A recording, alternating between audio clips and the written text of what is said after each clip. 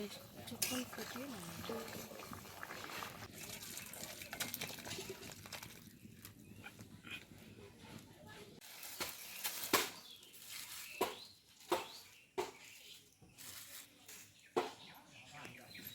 নমস্কার বন্ধুরা, RP village স্টোরির পক্ষ থেকে সকলকে জানাই অনেক স্বাগত। আজকে আবার চলে এসেছি প্রতিদিনের মতো ইউনিক একটা রেসিপি নিয়ে। আজকে দেখো, এই যে বাজার থেকে বাটা মাছ নিয়ে এসেছি। বাটা মাছগুলোর সাইজগুলো কিন্তু বেশ বড় বড়ই আছে আজকে। তো এই বাটা মাছ দিয়ে আর গাঠি কচু আর আলু দিয়ে একটা রেসিপি তোমাদেরকে করে দেখাবো। তোমরা কিন্তু পুরো ভিডিওটা দেখবে। চলো প্রথমে আগে মাছগুলো কেটে নিই।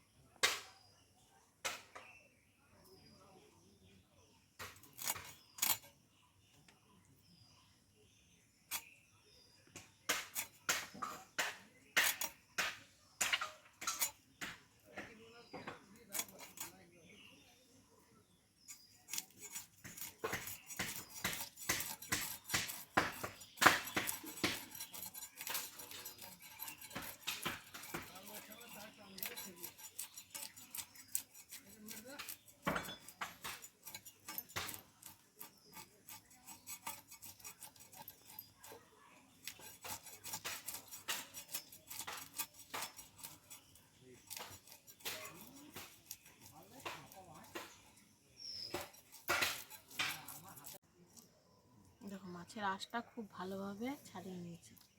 এবার মাছটাকে পিস করে নেব। কানকোটা ফেলে দিই।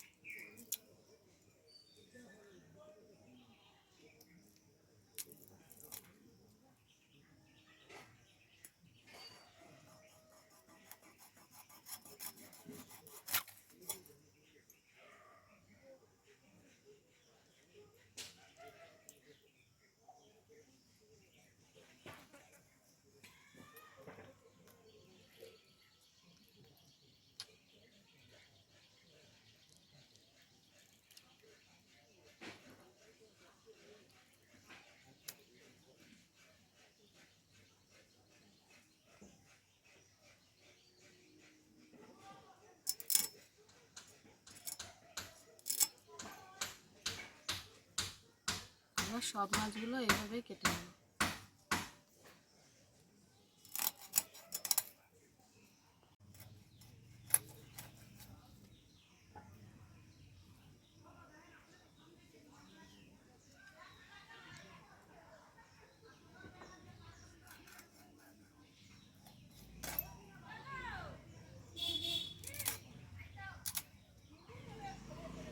দেখো, মাছগুলো কেটে নিয়েছি, এবার ধুয়ে নিয়ে আসবো। এই দেখো, মাছ খুব ভালোভাবে ধুয়ে নিয়ে চলে এসেছি। এবার মাছগুলো ভাজবো। মাছগুলো গরম হয়ে যায়।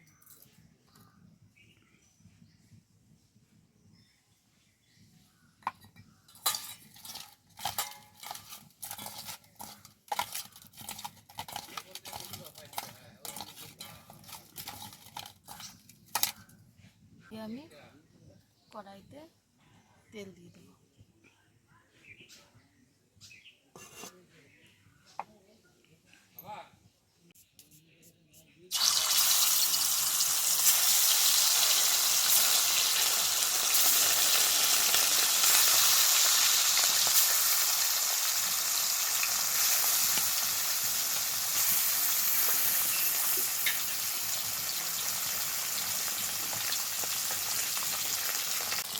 এই দেখো, মাছগুলো এক পিস খুব ভালোভাবে ভাজা হয়ে গেছে। এবার উল্টে দেবো।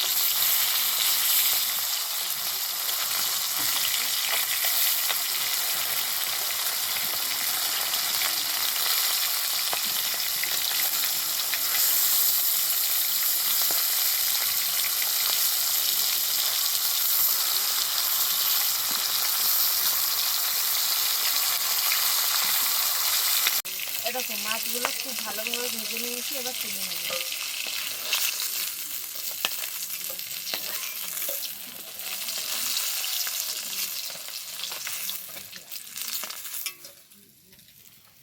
এবার ওই তেলের ওপরেই আলু আর গাঠি কচুটা দিয়ে ভেজে নেব।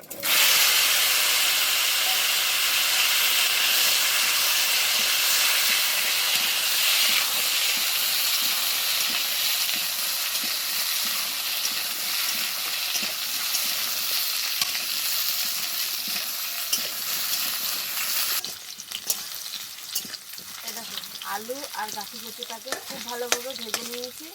এবার সাইডে ফোড়ন দেবো, তার জন্য তেলটাকে একটু ফাঁকা করে নেব। এবার দিয়ে দেবো মানে জিরে আর হচ্ছে শুকনো লঙ্কা।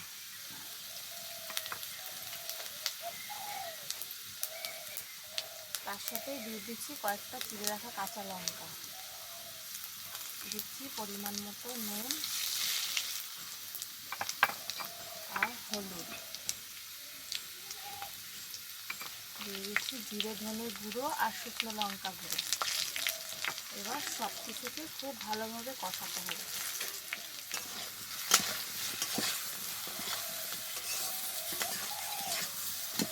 জল দিয়ে কষাতে হবে, মশলাটা পুড়ে যাবে।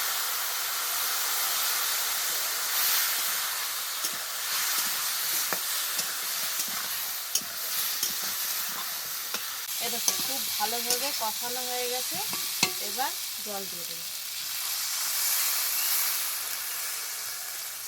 জল দিয়ে খুব ভালোভাবে আলু আর কচুটাকে সেদ্ধ করে নেব।